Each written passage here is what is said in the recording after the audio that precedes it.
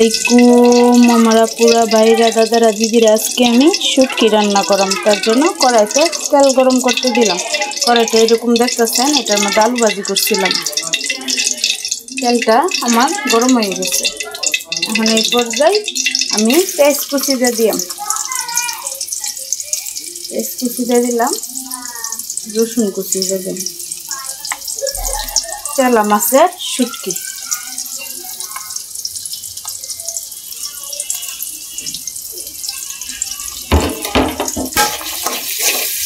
হালকা একটু ভাজবো।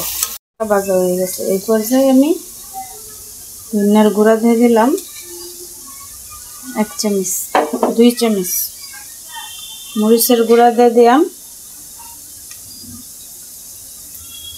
3 চামচ, হলুদের গুঁড়া দিয়ে দিলাম 1.5 চামচ, সামান্য একটু পানি দিয়ে দিলাম মশলাটা কষানি লেগে হয়ে গেছে। এই পর্যায়ে এই যে চেলা শুটকিগুলো দিয়ে দিলাম। চেলা শুটকি না বাতাসি শুটকি জানেন, নদীর শুটকি, বাতাসি মাছের শুটকি।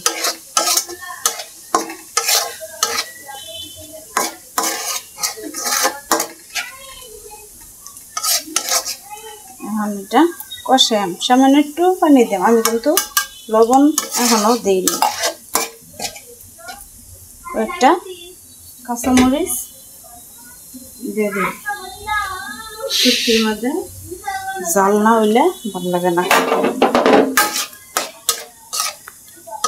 পর্যায়ে আমি স্বাদ মতো লবণ দিয়ে দিলাম। পর্যায়ে সবজিগুলো আমি দিয়ে দিলাম।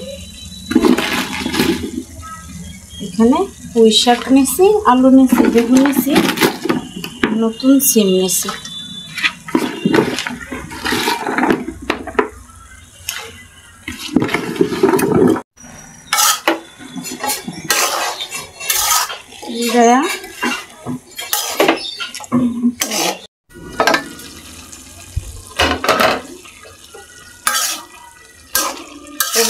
লড়াই দিয়ে দিলাম। আমি কিন্তু পানি দিছি না, পানি দিতাম না, যেখানে পানি আছে এটাতে সবজিগুলো সিদ্ধ হয়ে যাবে।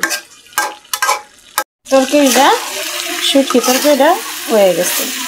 এখন একটা প্লেটে আমি আর জললাম,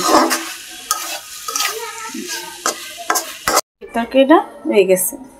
আপনারা আমার ভিডিওটা দেখেন, না টাইম না ফালাই দেন না, ভিডিওটা দেখেন। আমি আপনাদের ময়মনসিংহের বুঝি, আপনারা আমার ভিডিওটা দেখেন।